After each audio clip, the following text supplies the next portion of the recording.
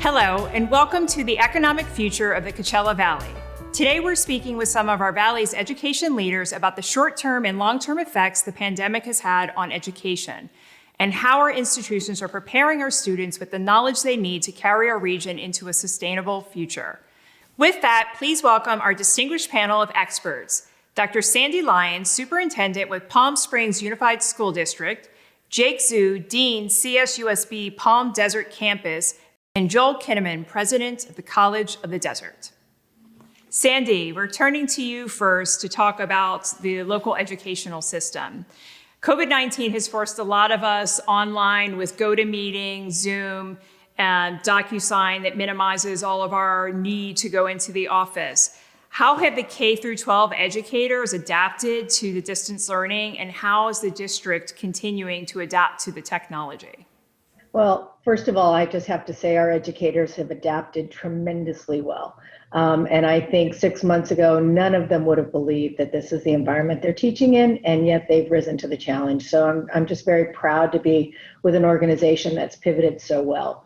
We're using Zoom, we're using Google Classroom, they're doing Google Meet. So our teachers are using a variety of mechanisms and technologies to get together.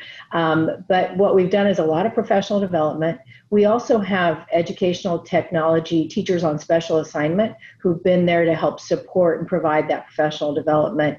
And then teachers are helping teachers. You know, there's a lot of teachers that are sort of the lamplighters out front with technology. They love it. And so they're really helping and supporting their colleagues along the way. And so we've used CARES money as well to purchase some technologies for our staff. And we've really sort of reinvented what we think that distance learning technology piece needs to look like as they've gone forward. So I think, you know, over the years, we've seen teachers deal with hurricanes in other places, with fires in our state right now. And this is just another one of those unexpected situations that's gone on for a while that we're learning to deal with and adapt to. But truly, educators have been extremely resilient and very resourceful. So I'm interested, knowing that this is all distance learning and the difference of the experience of being all together.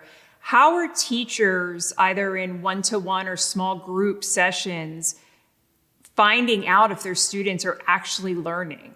Right. Well, you know, that is a challenge. They're still checking for understanding. So, you know, now students will put their responses in the chat. Teachers will still call on students using equity sticks to make sure that they're getting a random selection. I've watched students hold their paper up to the camera so the teacher can check their equation. So I think our teachers are doing as many different things as they can to really make sure that they're taking that dipstick and seeing that students are learning the content. It's a little more challenging for our primary students, to be sure. And we do have a couple of ways that they're getting into those small group settings. So in the general classroom in the morning when we have our synchronous instruction time, we're pushing in other educators and other staff so that there's an opportunity to do breakouts and get students into smaller settings in that time frame. And then in the afternoons, that is strictly our small group time. And so teachers are pulling together different groups of students for different strategies and skills in the afternoon and monitoring there. And then students are still submitting work. So they're not submitting paper, but they are submitting things to Google Classroom. You know, they're taking pictures of things with their their Chromebooks and then submitting those online. So teachers are really, they're very good at figuring out a myriad of ways for students to still demonstrate that they're learning the material. So as a non-educator, but someone who listens to the news, it seems a bit chaotic. There seems to be no master plan or blueprints for all of you to follow. How can you soothe our listeners that you actually do have a plan that you are following, which presumably is ever evolving? Well, we're all following the state blueprint for one, but for reopening the economy. We do actually have a lot of very good guidance documents. And in fact, the County Department of Public Health last week issued a guidance document for reopening schools. So I feel fortunate in Riverside County that our department, our Office of Education, as well as our County Public Health Office, has worked very closely with the educational institutions to make sure that we have sort of the up-to-date state-of-the-art information that we need. And so that's been very helpful. So, I am like other superintendents in the state. We're online every day, checking the numbers, seeing where we are as we try to figure out what our response and our plan will be. And given that there's still a lot of variability and differences, as we know, just in neighboring counties and where they are in their COVID situations. So we're trying to be flexible, and our board has been extremely supportive. So next month, we'll be presenting our plan to the board for how we're planning and getting into that hybrid learning instruction in January, if our county's health conditions permit. So it's a little of both, I will say. We've got some organization, and then again, I just keep telling everybody, be flexible, because we're just waiting every week to see where we are. Sounds good. How are classes like chemistry or physics that typically have labs working in the remote culture? Well, one thing is certain, the class offerings are changing and will likely change in the spring as well, because there are just certain things that are very challenging to do in a setting where we have students when they come back and in social distancing. So even now, we just purchased software that will allow our students to experience more of that real lab hands-on experience in a virtual setting.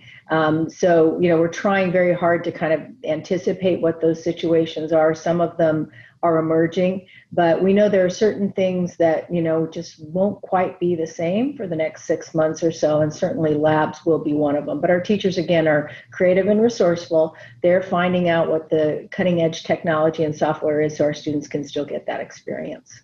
That's great. On the issue of the digital experience, how do you anticipate the digital divide is going to impact your ability to deliver the education to all of your student body? We are very fortunate in Palm Springs Unified in that for years, the Board of Education here and our staff have been forward thinking. And so when this happened, we were already in a one-to-one situation for 3rd through 12th grades. And so that was tremendously helpful in making sure that it was easier for us to get devices in the hands of our K-2 students. We'd also purchased a number of hotspots. We've purchased thousands more since then. So in the sense of technology and connectivity, we're a little bit better than some of the other districts in the county. But the digital divide is real. And we do still have spots where we're using different providers. We're still not able to get connectivity. And it's just something that we really need to consider in our county, in the Coachella Valley, that connectivity to the internet is a vital and invaluable resource for students and families. And we've got to make sure that everybody has access. What permanent changes do you see in the delivery through K through 12 that you've experienced in the pandemic that you will continue to carry forward? Well, the two things that I keep telling staff is flexibility and possibility, right? Schools look pretty much the same now as they did when I was walking their halls 50 years ago. And so we know that we've been reluctant and sometimes reticent to make changes and adaptations. And I think that in terms of instructional delivery, I think we're going to be more flexible, and we're going to think beyond the brick and mortar and offer students more options for how they can access content. So I think that's one of them. And I think also just using technology in the delivery of instruction. I'm old school. I still love pen and paper. And so I do think there's a place and a need for that. And I've watched some of our veteran teachers see the possibility of Flipgrid and start to use different things in their classroom that have really lit a fire underneath their students. So I think really teachers are going to be able to be a little bit more open to bringing in new technologies than maybe some of us would have been 20 years ago. And then I also think the other idea about brick and mortar is meetings and the ability to pull people together for us as an institution will be opened up forever. We've seen we can get people to meetings, we can have conferences with parents, we can do things in a way that's easier than we've been doing it when we required everybody to be physically in the space. So I think some of those things are going to be holdovers, and they'll be good things. I think that's, having done these in different sectors, it's a beautiful common thread, the word opportunity, and how change has been much more accepted, and it really opens up a world of possibility. So it's great to hear that you all have adapted in the world of education. So thank you so much for talking about what you've done. It's been extremely interesting. Jake, we're going to move on to you now. Every day, there are multiple articles that are published by reputable authors predicting the demise of the traditional college experience due to all of these online learning programs. How does a regional public university without a $1 billion endowment stay in business? Well, let me first thank you, Val, Palm Spring Life and CVAP for this opportunity to have a conversation on education in the Valley. CSUSB has received numerous accolades over the years, including being named one of the best colleges in the West by the Princeton Review last year. And the CSUSB Palm Desert campus stays in business primarily because of two reasons. First is the value we provide for our students and their families, including affordable cost, an elevated student experience, and a high quality education. Students pay less at PDC through financial aid and scholarships compared to many other public-private four-year institutions, whether it be on-campus learning or for an online degree. PDC students desire and seek out that full four-year college experience, which include both academic support and socialization. They wish to do so in the Coachella Valley so they don't have to leave their homes, families, and friends. And we're lucky we're the only institution that can offer that. Also, many of our students tell me they choose to attend PDC because of the small private school feel, which brings many benefits for our students, such as more time with faculty, the ease of making friends, and enjoying campus events. The second reason we stay in business is the tremendous support we got from the community. PDC's success is truly a community success. Here I want to take the opportunity to thank the members of our PDC Advancement Board, the Executive Committee, and the Associates Board, and many other PDC friends and supporters. I also want to thank many of our local foundations, cities, and our elected officials for their support. Let's go back to the online versus traditional education. Online degrees at four-year institutions become a very attractive option for many people, especially for those looking to earn a post-baccalaureate degree, those with families, and those who work full-time. I still believe PDC will continue to thrive as we start to prepare to enter into the post-COVID era. The Palm Desert campus was poised to start offering programs in hospitality management, cybersecurity, and entrepreneurship this year. Tell us about these programs and the start of them going forward. Yes, we are offering these programs at the Palm Desert campus in various stages. Entrepreneurship students had the opportunity to take classes last year, and this fall, hospitality management started with 20 students already in inaugural class. And we started to offer cybersecurity classes this fall to our students while we work to recruit for next year. All three programs are degrees in business. Both the hospitality management and the entrepreneurship programs are concentrations within the Bachelor of Arts degree in business administration. However, the cybersecurity program is a Bachelor of Science degree. And these three programs at PDC will house them in the Palm Desert iHub across the street from our campus. We recently welcomed the three very talented directors to run these programs. Dr. Michael Stahl for entrepreneurship, Dr. Tony Colson for cybersecurity, and Dr. Joe Tormey for hospitality management. In addition, we hired 2 new full-time faculty members, Dr. Sean Kim for hospitality management and Dr. Denise Kenzie for cybersecurity. Each of them brings a unique set of expertise and experience to the development of these programs. I am really looking forward to working with them and seeing these programs to become fully developed in the next few years. I understand there was some movement steering the Palm Desert campus towards being the hub for online education for the entire CSU family of campuses. Do you believe that you can then become what some have referred to as the Southern New Hampshire University of the West? Well, it's good to hear that leaders in the community are thinking about higher education reform and transformation.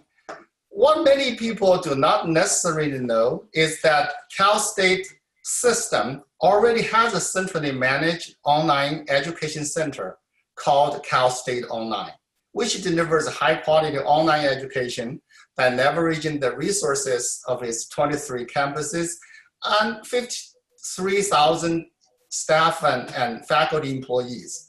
It has an enrollment of 8,285 students already. Since Cal State has a robust online delivery center already supporting the entire CSU family of campuses, it is unlikely it will fund the development of another one at this juncture of the time. Part of the Cal State's mission is to prepare significant numbers of educated, responsible people to contribute to California's schools, economy, culture, and future. On the other hand, the mission of Southern New Hampshire University is to expand access to higher education by creating high-quality, affordable, innovative pathways to meet the needs of each and every individual learner. Let's use an example to illustrate. Say that an international student wishes to study to be a nurse in the US. He or she may have a better chance of getting admitted by Southern New Hampshire University as they support every learner no matter where they're from. However, because our CSUSB nursing program is impacted, we may want to give priority admissions to students from our local service areas, not necessarily a student from another country. Over the years, the successes of PDC have resulted from our services to local high school graduates, community college transfers, especially a large percentage of first generation and low income students. We are very proud that PDC has produced several thousand graduates since the late 1980s. An longitudinal survey shows that 2/3 of our graduates have stayed in the Inland Empire, contributing to the economic prosperity of the Coachella Valley and the region. We'll continue to serve that mission. What do you hope to learn over the rest of the year from COVID-19, and how do you think that it will change post-secondary education for the future? Well, we always learn something from a major event like COVID-19. PDC leadership knew from the start of the pandemic that communication, cooperation, and collaboration were all key factors to the success of moving through this challenging time. From the very beginning, we learned to focus on serving the needs of our students. We were able to do so as we had great leadership and support from Cal State, the San Bernardino campus, and our local employees. We were able to be flexible and adaptive enough to make the quick transition from campus operations to virtual delivery within a few days.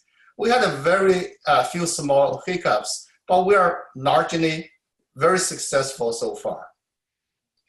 The Palm Desert campus will continue to follow the guidelines of our health officials and closely monitor the intricacies of day-to-day operations as the pandemic takes its course, and use what we know that has worked to continue our work to enhance our academic programs, elevate the student experience, and increase our capacity to serve virtually until it is safe for us to go back to campus.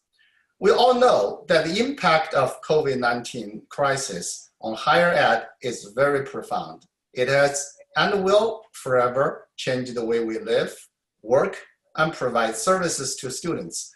I can see some trends and changes in higher education post-COVID-19. The first is very similar to what Sandy just alluded to.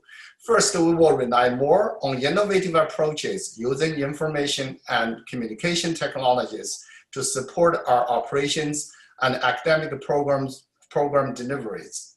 Second, we will see more flexible programs that allow a combination of delivery modes that include in-class instructions, online, and hybrid. The content of our academic programs should include the understanding and practice of working virtually so that future students will be trained to function successfully in the virtual environment. Finally, we'll never be able to accurately predict when we'll face a similar event or challenge like the COVID-19 again. But higher ed institutions will have to be adaptive, be more mindful of the need for risk management, disaster response, and recovery going forward. We never know what is going to happen next, but it's always good to be ready for whatever happens. We will have more work to do in that regard. Thank you so much, Jake. Joel, let's talk about what is happening over at the College of the Desert. Can you talk to us about what impact COVID-19 has had on the COD expansion plans in both the East and the West? Sure, Val, and thank you for having all of us, and I to express our appreciation to CVEP for giving us an opportunity like this. The health and safety of our students and our faculty and staff remains the top priority of our college's Board of Trustees. And so we're continuing to provide quality educational facilities and making sure that they're available to our community. However, responding to the unfolding COVID pandemic, we've had to engage our executive architect to perform a comprehensive review of our current planning, design, and construction across all of our campuses to ensure that our capital improvement projects are benefiting from the best knowledge available today. We are also working really close with our California Community College Chancellor's Office to stay abreast of any and all health and safety recommendations and taking yet another look at our projects using a filter of safety, security, and wellness. Those steps have allowed us to evaluate and mitigate potential impacts of the pandemic on multiple levels, including program needs, space, and equipment requirements. COD was recently named one of the 50 most beautiful campuses in the United States. So will the theme and the beauty that is represented at Palm Desert campus be reflected in the Palm Springs, or will that have its own vibe? Okay, our Palm Springs campus is truly shaping up to be a place like no place ever. And it's the new campus will embrace and reimagine the mid-century design aesthetic that is synonymous with the College of the Desert, while providing a state-of-the-art learning environment that will serve as a regional workforce innovation center, where students can learn and train for jobs and careers in the areas of digital, media and film, hospitality, culinary arts, healthcare, architecture, and sustainability. And when the expanded academic space opens, it will replace the classrooms and computer labs now used in our temporary Palm Springs site and provide greater accessibility to college classes for residents of the Western Coachella Valley and visitors that come to our community. The campus is going to feature a learning hotel, restaurant and kitchen, culinary institute, modern instruction space, experiential labs, student commons, flexible event space, and something I'm very excited about, a high-tech digital accelerator space and classrooms. Earlier this year, during a special presentation during Modernism Week, the college outlined a partnership with Cal Poly Pomona School of Architecture and the Palm Springs Architecture Alliance that serves as an example of how the new campus will educate and train students for next generation jobs and careers.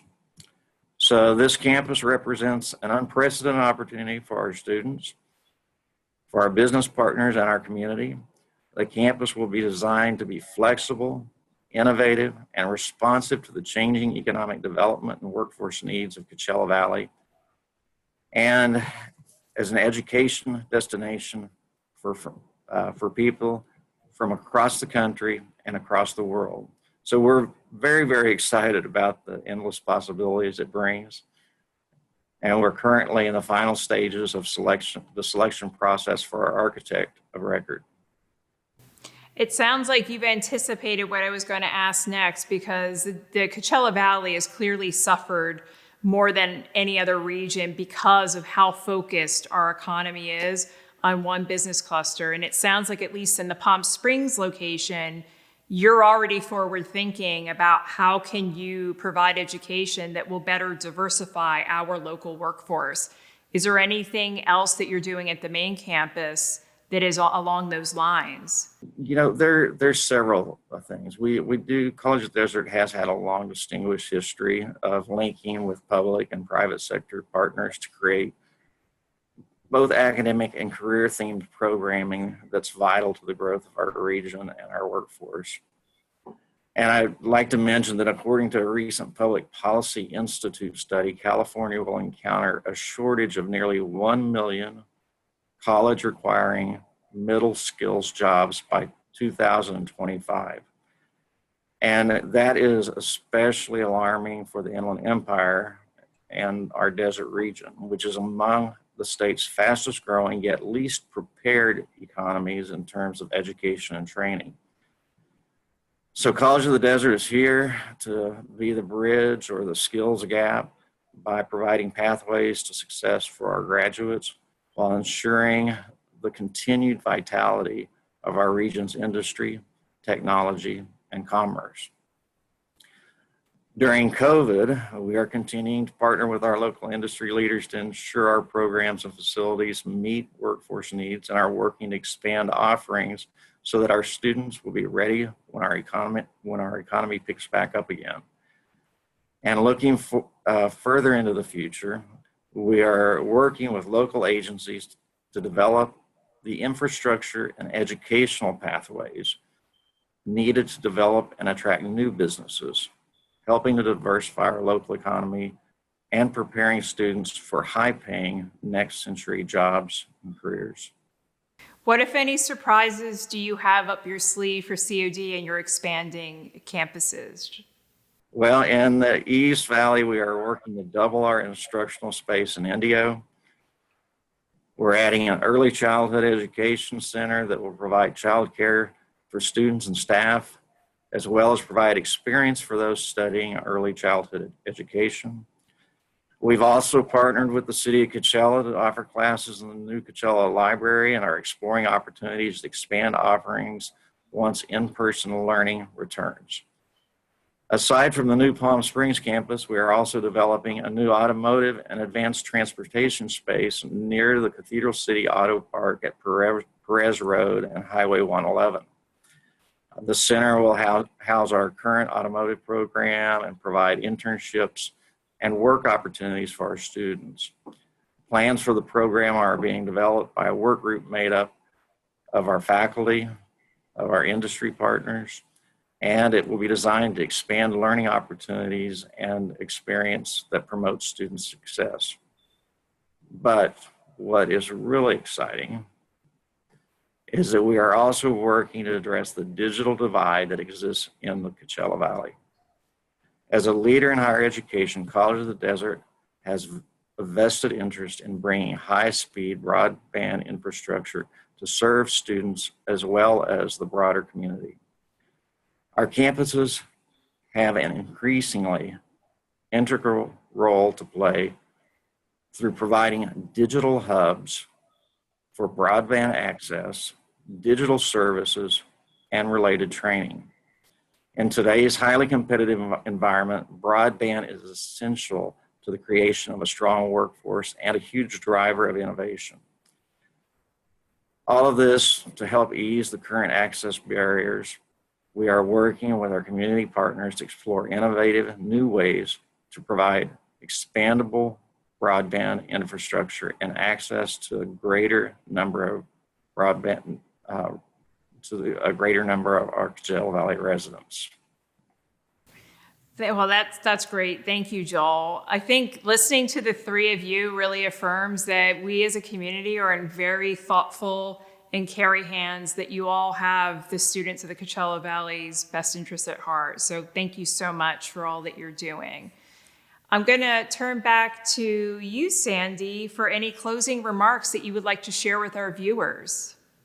Well, I think one of the things that you just said about being in good hands, I have good partners, and we talk a lot in our area about being a TK16 system, and I'm so grateful to hear what's happening at CSUSB Palm Desert campus as well as COD, and the work that we do with our other two colleagues, the other two districts in Coachella Valley, to really do everything we can to provide that post-high school experience for our students in the Coachella Valley and to prepare them to be the students that they want to be after 12th grade and get those futures going in a way that will be meaningful and earning a wage that they can live comfortably at and continue to adapt and learn. So I'm really grateful for that. And I hope everybody in the Coachella Valley knows that that's a value that we carry and that we work together on, even in these crazy times when our meetings, instead of being at lunch, are on Zoom with a sack lunch so that we can talk about what to do for the students' future. And the more that we have the partnerships